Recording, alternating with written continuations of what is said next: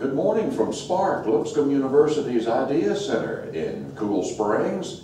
Good morning, John. How are you today? John Lowry is our host. Good morning, Tom. It's a beautiful day. Life is good. How are you doing? Never met a Friday I didn't like, John Lowry. So we have friends and neighbors from Spark this morning. Coming up later in this hour, the CEO of the Battlefield Trust will be with us. And who's our first guest today? I recently just met him here just a few minutes ago. You bet. Well, we're honored this morning, Tom, to have one of my friends, Freddie Scott, join us. Freddie is a former NFL player, and since retiring from the NFL, he has become extraordinarily passionate about dads and helping people become outstanding fathers, and also really just kind of working with men in terms of fulfilling their responsibilities as far as family, as far as their personal life, their spiritual life, all of that. And so it's been really interesting and a privilege for us here at Spark to be able to work with Freddie and his team on some really exciting initiatives that he's here to share that will not only impact, I think, our country, but then also some initiatives that he's leading that will be specifically focused on Williamson County as well. And so it's great to have you here, Freddie. How are you this morning? I am great. Thank you so much for having me here today. Beautiful facility, and looking forward to the conversation. First off, Freddie, it's kind of unique that you're here today. We're in between the first and the second rounds of the NFL draft. Talk to us a little bit about that experience from a player's perspective. What are those college players now going on to their professional careers? What are they going through right now as they engage this experience? It's exciting, but also probably one of the most stressful events that ever takes place, because you don't know if the phone is going to ring. You have no idea what part of the country you're going to end up playing with, if you're going to be playing anywhere. For me, they call me an old guy now. I came out in 1996. I feel old even saying that. And it was before they had the NFL, the ESPN covering the NFL draft the way it is today. The Mel Kipers and all those guys, they weren't covering it the way you have all the information today. So when I came out, I was projected worst case scenario, third round draft pick, and was expecting to get picked around the third round. Back then it was a 2-day deal, and so I'm expecting the first day my phone should ring, and that's it. First day comes and goes, no phone call. And so now you're starting to stress a little bit, and you start seeing all these receivers come off the board. And the year I came out, I didn't know it until draft day, really, but we were so deep in the draft that year. There was Marvin Harrison, Keyshawn Johnson, Bobby Ingram, Joey Galloway. I mean, you name it. It was a lot of guys that I had better stats personally coming out. I led the conference in touchdowns and all of that, but again, it turned into a very stressful deal. I ended up being an undrafted free agent, but I was able to negotiate a 5th-round contract because I had around 14 teams bidding for me, which actually turned into a pretty cool deal where instead of a team calling you, hey, we picked you at this place, I was able to say, hey, New England, that's great, but Indianapolis just offered me this, so you're going to have to meet it or beat it. Oh, Detroit, that's great, but, Indianapolis just counted New England, and so you're going to have to meet it or beat it. And I was able to get a great deal with the Atlanta Falcons. That's great. And tell us a little bit about your NFL career from there. Well, played at the Atlanta Falcons in 1996, and it was atrocious. It was the last year of the run and shoot offense, for anyone that can remember the run and shoot under Coach June Jones. And so we went 3-13 that year. It was a pretty eye-opening experience to the transition from college to pros. College, Penn State, 100,000 fans. We are Penn State. Everybody's there, packed out. They love you, win, lose, or draw. You have a fan base. And you get excited for the games, and the campus is abuzz the Thursday before the game. Sunday morning, Atlanta Falcons, you're not really that competitive. Fans are still coming more just to see the girls in the stand, more so than the game on the field. Or they want to see the other team that you're playing. So the weeks that we're playing the 49ers with Jerry Rice and Deion Sanders and Steve Young, and you see more 49er jerseys in the stands. than Atlanta Falcon jerseys in the fans. And so it was a very interesting deal where you can't feed off the energy from the crowd. You have to come realize you're doing your job. And that was a huge transition for me. And then 97, they brought in Dan Reeves, and ended up having an injury, ended up didn't work out there that year. Then went to the Colts in 98 during Peyton Manning's rookie year, and then moved on to the Detroit Lions in 99, where the year Barry Sanders retired. And so we got more information about that whole Barry Sanders deal on ESPN than our own coaching staff was letting us know. All we saw was an empty locker, and we didn't know why Barry was there. And so we had to go after practice and turn on ESPN and figure out what was happening. Well, Barry made an appearance last night at the draft, and he announced the Lions' first-round draft pick, and had with him a cover of Madden 25, which I guess he's going to be on the cover of, and was very, very proud of that. Oh, so you called a Peyton Manning pass? Yes, I am one of the few guys to say, yes, I've caught a Peyton Manning pass. In his rookie season? His rookie season. You still have contact with him? Nope.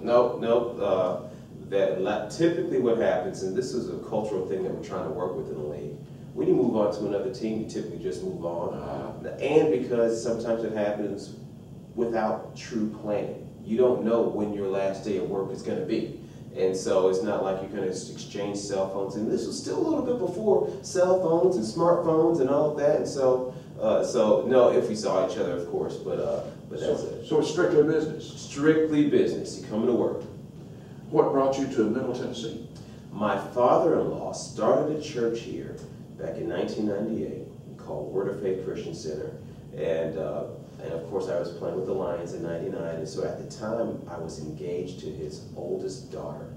And so I tear my hamstring in 99 with the Lions, and so I'm rehabbing, and I have this decision to make. Do I stay in Detroit and rehab alone?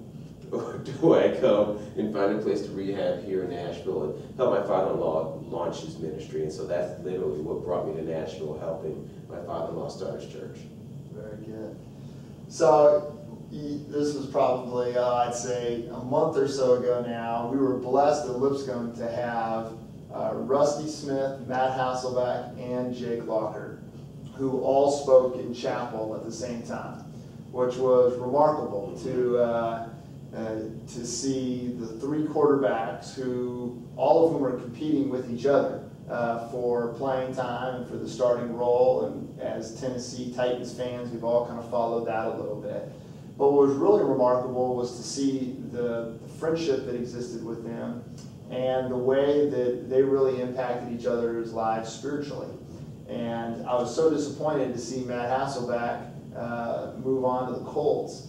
And the reason that I personally was disappointed is because after that event, you saw the impact that he was having on Jake Locker as a person, and how that mentor relationship seems so critical in terms of Jake's success and Jake's ability to deal with all of the pressures that come with being an NFL quarterback, and having Matt there with his incredible character and his experience to be able to kind of guide and mentor Jake.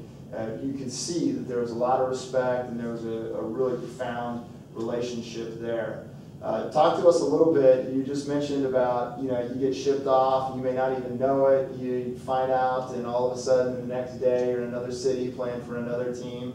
Talk a little bit about the impact of being an NFL player personally, and what that means in terms of families and things like that. And that'll lead us to, I think, your next chapter of life. Yes, definitely. Well, it's unfortunate, but 99% of NFL players don't have their career or transition end or transition the way they desire. Typically you walk away from the game because you're forced to walk away from the game. You're injured, or the phone stops ringing.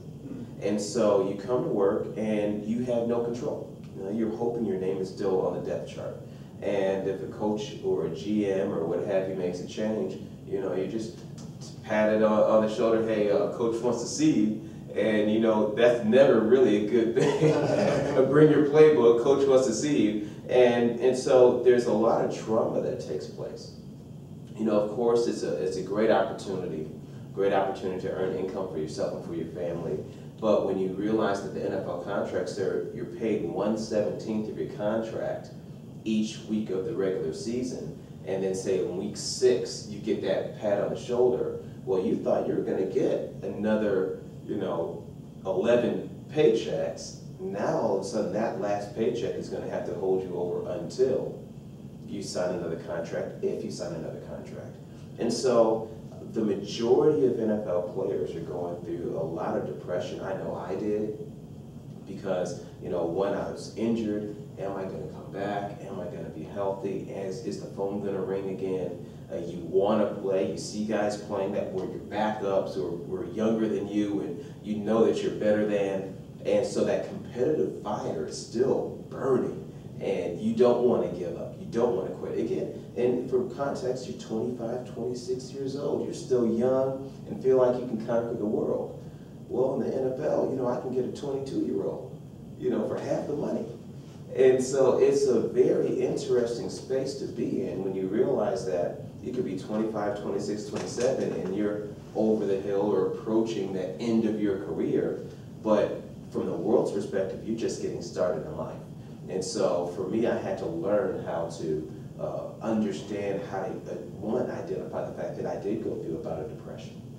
I did have to accept the fact that my career was over.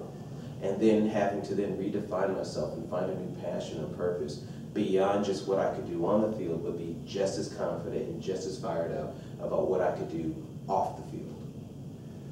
Where did your fatherhood initiative come from? Where were the roots in that interest for you? Well, my father also played in the NFL. He played 11 years. Went to Amherst College and then was drafted by the then Baltimore Colts.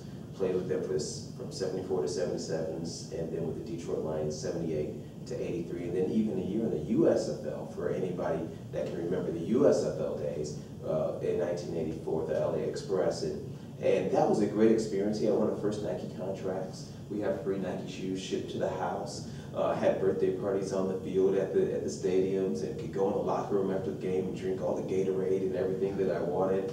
And so from the outside looking in, wow, that's a pretty cool experience. Well, when you look behind closed doors, my father grew up basically from around the age of 2 without a father in his home. And so he didn't have modeled in front of him what a man is, what a father is, how do you love a woman, how do you model that in front of your children. And that really impacted our family, obviously. And so there's some great things that my dad did. He took me on the field, taught me how to catch a ball, taught me hand-eye coordination drills, which obviously I was able to do things at high school that NFL receivers were doing, which obviously gave me an advantage. But then off the field, there are just a lot of challenges that we all had to go through as a result of that void of not having a father, a mentor in your life. And so fast forward about now 6 years ago, we were at our church. We were doing a workshop that Focus on the Family did called The Truth Project. And we were on the session of family. And I just heard the Lord speak to me, and he said, write a book entitled The Dad I Wish I Had. That's all I heard.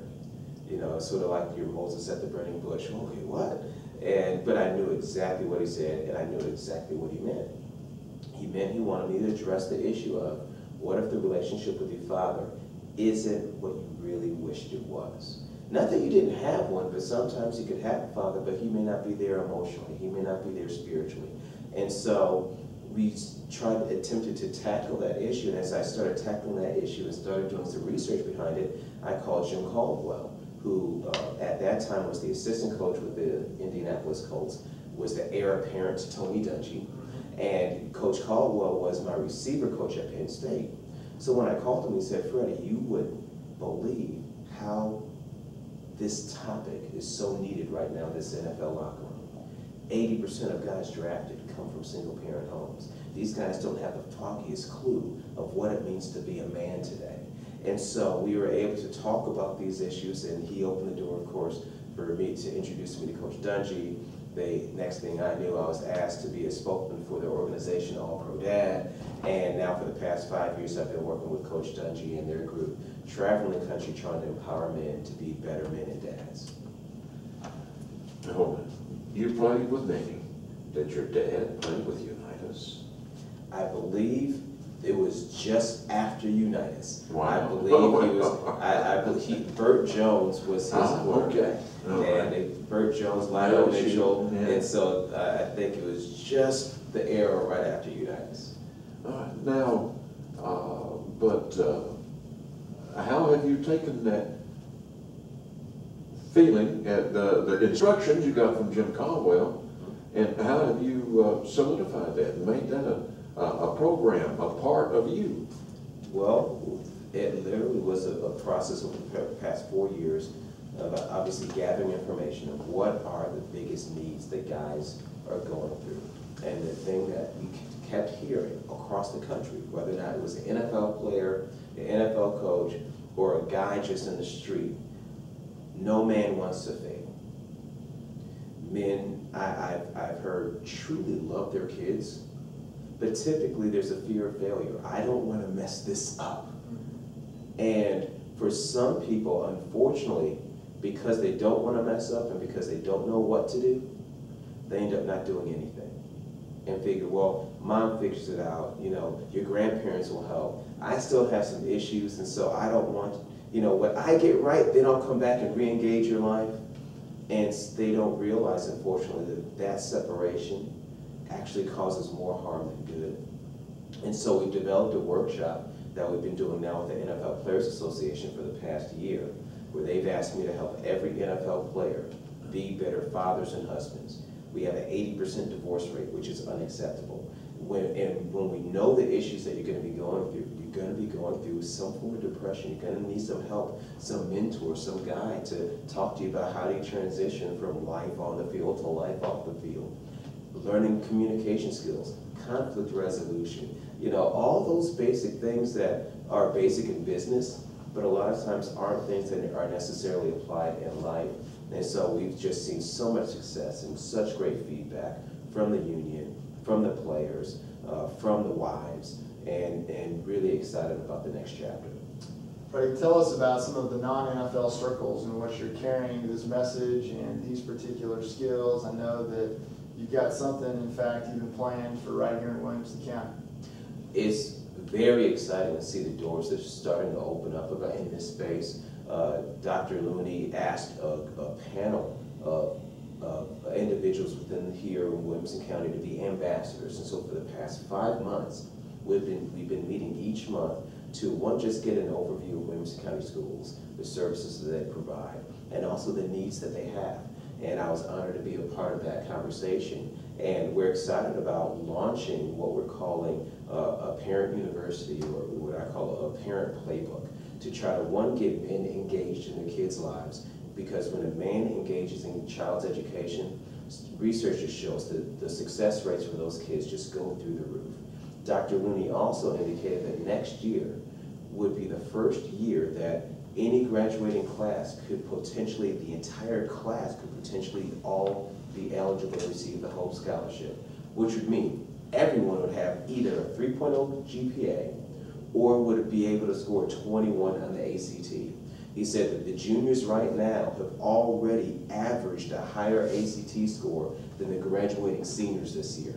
And so we really want to continue that momentum, but we have to do that through getting parents involved, and for my space, getting men involved and engaged, and equipping them with practical tools on how to engage their kids. What schools are these specifically, is this project specifically involved in, or is it targeted for all schools in the Williamson County school system? We're still going to figure out whether or not we're going to do a pilot group, or whether or not there's a way in which we can do a comprehensive Williamson County-wide program. Obviously, Dr. Looney is thinking of Williamson County across the board, but there are some pockets of schools that might need more help than other schools, and so we're going to be working hand in hand with the leadership there at Williamson County Schools and identifying what do we need to do strategically in this first year and then ongoing to make sure we meet our community goals. How can the community help you with that? The biggest thing is going to be helping to spread the word. We're going to be launching some things on the website. We're going to be launching a lot of marketing tools coming up very soon. And so when you start hearing the buzz, if your child is in Williamson County Schools, realize that there is a urgency to support our kids, not just so they can just turn and get a diploma, but we really want them to be successful in life. And the other major issue is technology, is the fact that many kids need to have access to proper tools and resources. And so if they don't, if you're a business or a community leader and you're positioned to be able to help some of the schools, that is going to be the biggest thing that we can do to help our kids make sure that they're positioned to be successful. Because again, we're trying to prepare kids for what the world is going to look like 10 years from now and 20 years from now. And as we were talking before, pagers were in vogue. I had a pager in '96. There are no pagers anymore, you know, and so the world is constantly evolving and technology is constantly getting better, and so we want to make sure that from a technology perspective, we're able to resource the kids properly. Freddie, talk a little bit in terms of how it is that you engage Spark to be helpful as far as this particular initiative and all that you're planning on doing. Well, a mutual friend of ours, Tom Woodard, made the introduction. And we are looking, and from our conversation, the biggest piece that we had was not having the research to support the findings. And so what we're excited about doing is launching a research to support our message, even though we have the feedback and the guys love it and fathers and children love it. We want to make sure that we're tracking it properly, that we're able to measure our success. And so we're looking at establishing models to, one, assess people's current attitudes for themselves and for their families and for their children, and then also their hopes for the future. And from that, and after our intervention, do a post-assessment. We'd love to have this online, where you can go online and be able to sort of get an assessment so you can sort of know where you are, and then also hopefully get some great resources to help you go where you really want to go, not just personally, but also as you desire to lead your family as well. And so I'm so excited for the relationships that's being cultivated here at Spark and Lipscomb University, and I believe that the future is very bright, not just for us, but more importantly for the fathers and for the families that we're going to be engaging. We're almost out of time. We're about 2.5 minutes out before the 8 o'clock news. Here's your curveball. You said you're going to it's throw me. difficult, and it's difficult. You see tragedies in the Williamson County Schools. You see tragedies. You almost see them coming. Of course, hindsight's 20/20. Could your approach have helped prevent tragedies in the NFL? Like, one word, McNair. Well, one of the biggest things, well, McNair, that was obviously a situation where he was cheating on his wife. Yeah. You know, and so we do talk about leadership and integrity and character. One of the things that we are trained that this vehicle has opened up is an opportunity now for me to work with the NFL. And so now I'm trained in mental health first aid, identifying signs of suicide, identifying signs of depression. And so, like the murder-suicide that happened in Kansas City, hopefully we'll be able to engage. And the biggest thing is build awareness. Not just, and our mission statement is lift yourself, love your spouse, lead your children, and leave a legacy.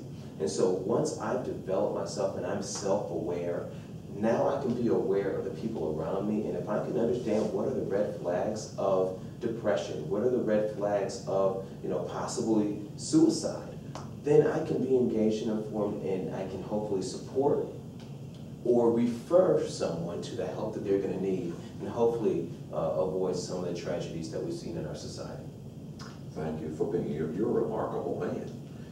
I'm an old man, but you're a remarkable man. I'm just a man. I'm just a man. Well, you're just like John over here. You're both remarkable people, and it amazes me. You help reinvigorate my hope for the future. Well, thank you, and hopefully we're going to continue to do that for men everywhere. We're coming up on the news from NBC in just about 16 seconds from right now.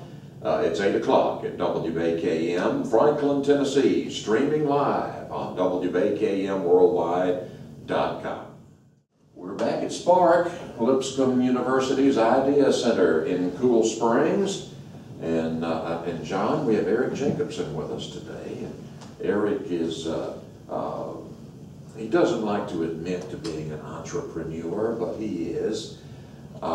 He is the CEO of the Franklin Battlefield Trust. Did I get that right, Eric? Battle of Franklin Trust. The Battle of Franklin Trust. Don't want to confuse that with an outfit in Washington, D.C. So, that makes sizable investments into our community. Tell us what you do day to day, because you've been doing that quite a while now, and this is a big part of Franklin's economy.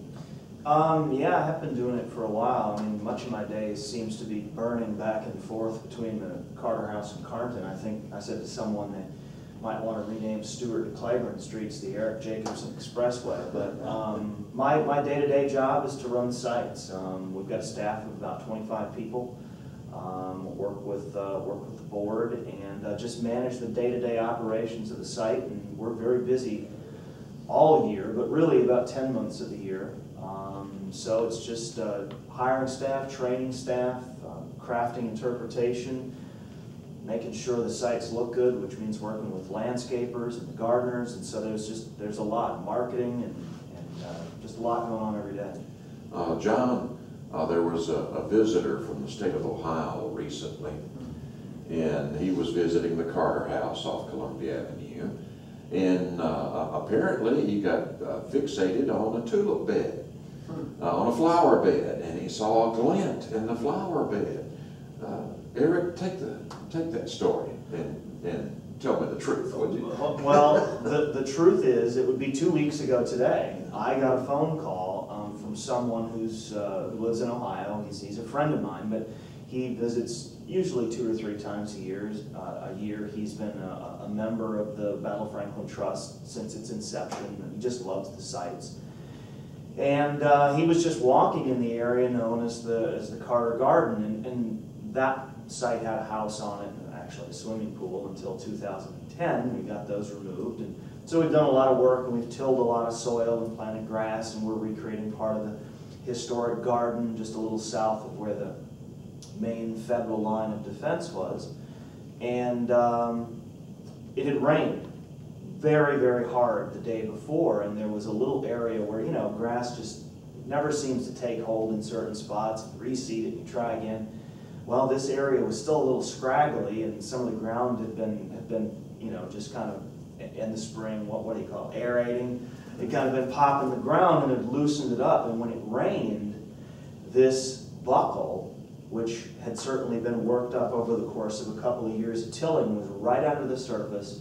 The rain sort of washed some of the remaining dirt away, and there it was, about half exposed. He found it. He immediately called me again. We're friends, and I said, "You got to be kidding me."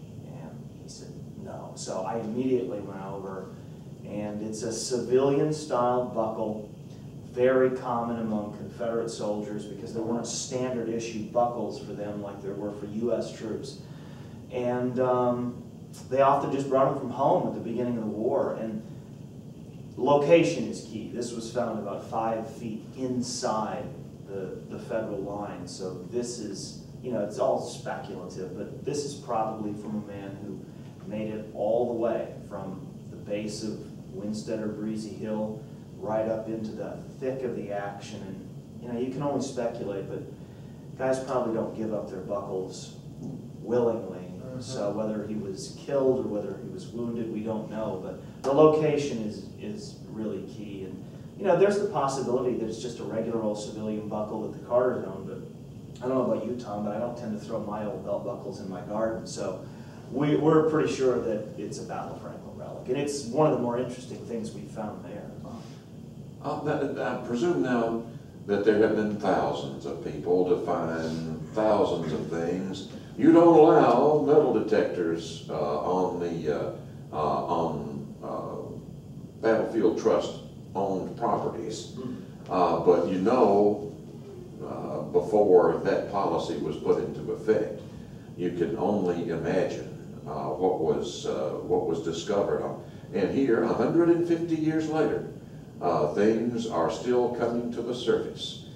You recently had an experience with a cannonball.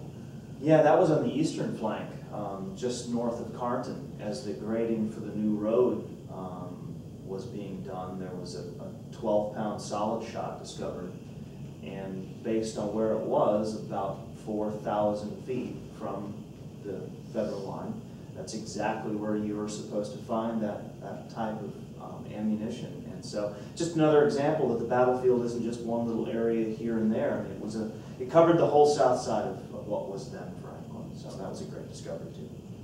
Eric, one of the things that interests me 150 years later and looking back on the Civil War is just the many leadership lessons that have come from the Civil War, from both a military standpoint and political standpoint. Obviously, with the movie Lincoln, that kind of reinvigorated a lot of that thinking as people engaged that particular movie. What are some of the leadership lessons that come from the Battle of Franklin and all of the characters that play there that we can take today?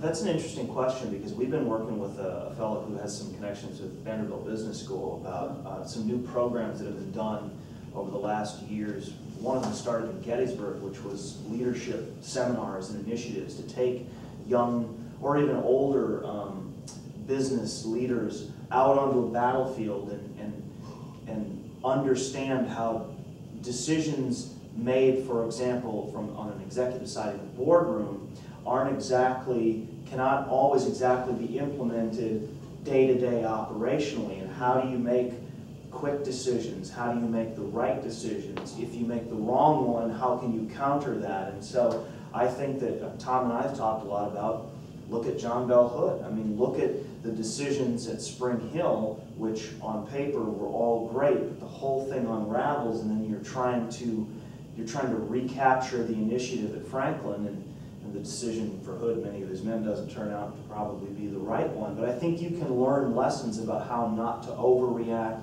how not to underreact, how not to take things for granted. And I know these seminars that they've been doing at Gettysburg have been very successful, because they're often taking people that are right out of business school, for example, and taking them out and putting them in a different element, but where the analytical decision-making is really not that different. The only major difference, and it's the major difference, is you're dealing with life and death.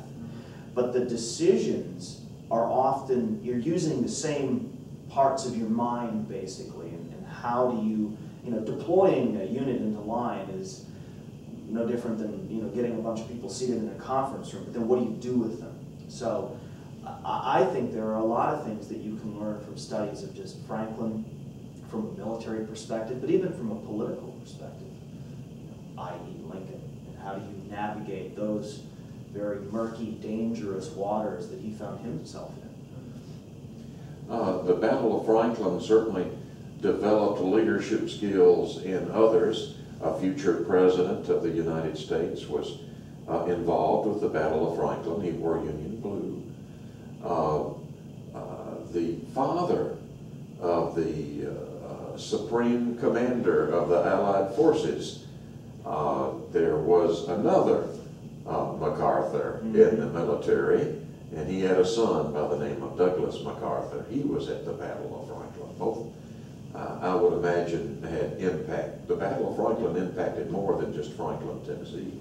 Yeah, Arthur MacArthur was 19 years old when he was here. He was wounded 3 times. A man who knew MacArthur said that he was so aggressive he'd fight a pack of tigers in a jungle by himself. So I think that the son got it from the father. This wasn't just a genesis on its own.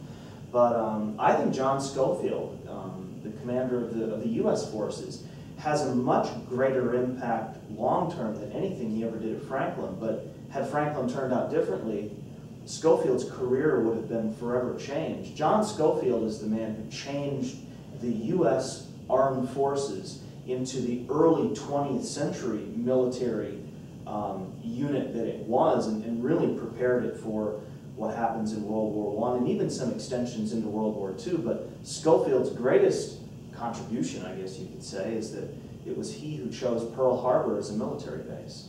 Schofield Barracks. Little could he have known that Pearl Harbor would have such a huge impact on our history many years later. We're almost out of time with Eric because he's a busy guy. Eric, talk just a little about the business impact of what is coming in the next 16 months and what has come in the last 150 years. What has that battlefield meant to Franklin's economy specifically?